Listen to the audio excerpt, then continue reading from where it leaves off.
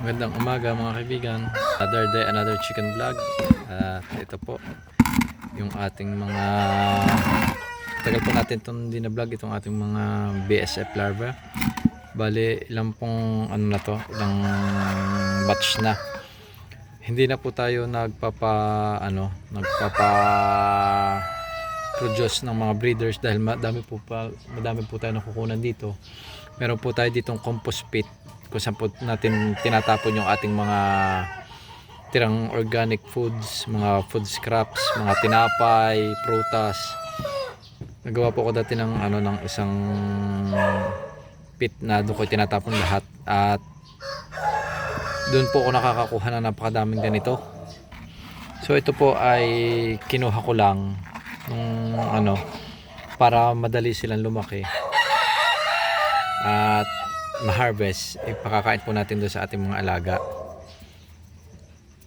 Yan. Mamaya po ay atin pong ihihiwala yung kanilang pagkain para ito lang po mismong worms ang ating ipakakain sa ating mga alaga. Yan po, makikita nyo madilim na naman. Kanina po bago ko pumunta dito ay maliwanag pa, pero ngayon po ay dumilim na naman at mukhang babagsak na naman po ang ulan. Kita nyo po itong ating isang puti. Lawlaw na lawlaw po yung kanyang dibdib. Meaning na busog po siya. Ganito po yung ating mga alaga. Tingnan nyo po. Halos lahat mga lawlaw yung dibdib. Pinakakain po natin sila ng tama. Kaso ngayon pong tag-ulan, mahina po ang egg production. Normal naman po yan sa mga manok. Kaya pinababayaan lang po natin.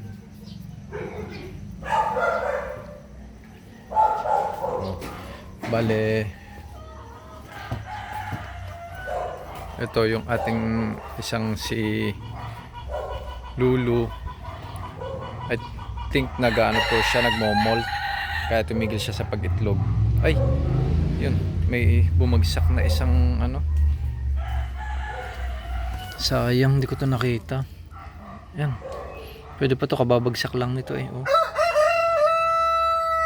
Guyabano, galing doon sa sa may bubong. Yan. Bali ito po si Lulu ay may po siya, may condition po siya. Yung hindi ko po alam kung kailan niya nakuha yon. Yan po, hindi naman po siya marex, kaso minsan naglalakad siya ng patalikod. Yan.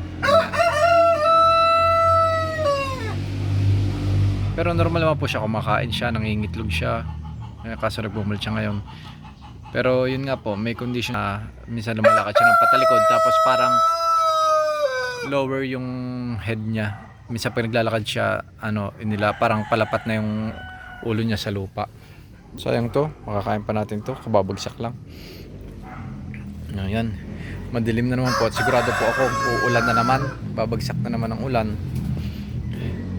Nag-video po tayo para ipakita sa inyo yung update natin for today. And yun nga pala pong ating isang native na may sisiw na isa ay isinama na po natin dito dahil napakakalat po. Tingnan nyo po, kalilinis ko lang po dyan, kinakaykay po nila. Mag-inadalagahan na po sila ng pagkain, kaya ipinasok ko na po sila doon. Yun po yun, nasa dulo po silang mag-ina. Makikita nyo yun po. Kailangan po natin maglinis dito dahil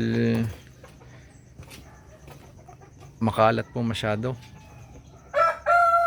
Ayoko pong makitang makalat dito sa manukan.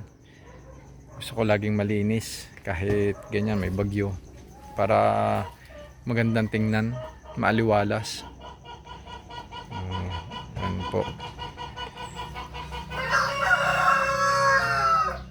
At ito naman pong ating itong sina Chiki. Malaki na po ang inilaki nila. Ayan, tingnan nyo po itong ating row. Ito po yung ating isang hen. Ayan. Yellow legged po sila. Ayan. At patuloy po ang ating unlipid sa kanila. Bahala na po silang kumain kung kailan nila gusto. Total hindi naman po sila ganun ka-greedy sa pagkain. Hindi katulad ng ating mga IG Pulaco na hindi po talaga pwedeng pabayaan na ano, dahil uubusin po talaga nilang pagkain, at yun po ay delikado sa kanila dahil sa sobrang laki ng kanilang frame, hindi po kayang suportahan ng kanilang mga paa, baka po mabalian, kaya takal-takal lang po ang ating pagkain sa kanila. At marami pa po tayong aayusin dito, katulad nitong ating isang net dito ay naputol na po yung lubid dahil 3 years nung mahigit yan, katulad po bumagsak na. Kailangan po natin kabit ulit. Tapos yan, yung mga mulberry na overgrown na po, yung mga malunggay atin pong puputulin para maging maaliwalas po dito, katulad po nito. Sa sobrang ulan, hindi po mapakinabangan yung dahon. Yan. Ito pong ating Madre de Agua. Ito po ay ginagawa nating snack sa ating mga native at graded native. Gustong gusto po nila yan. Yan.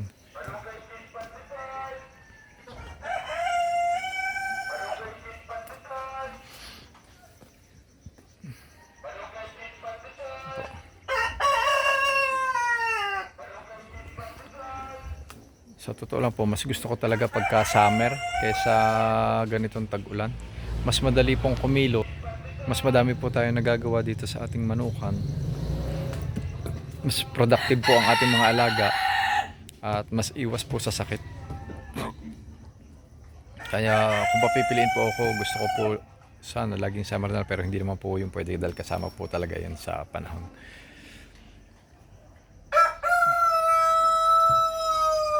Yan po ang ating mga alaga.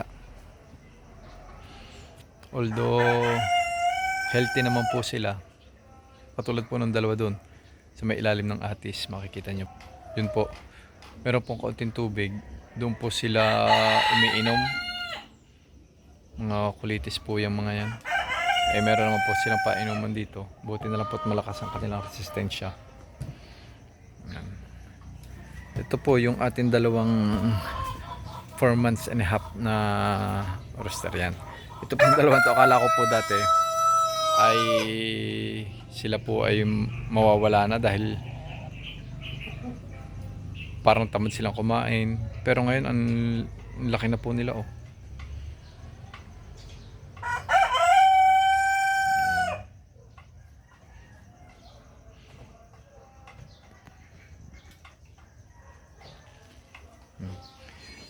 Bali ngayon po ay 8 ng umaga at tayo po ay bumabalik dito sa manukan para i-check po yung mga pagkain ng ating mga alaga, kung kanila pong naubos, kung kailangang dagdag ng painom.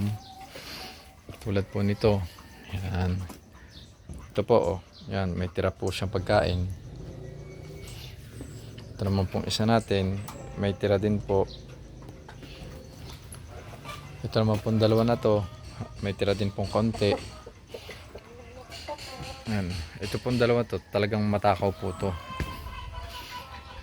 Dahil pagka dumating po yung time na sobra laging daming pagkain, na ano po, nananawa din po yung ating mga manok.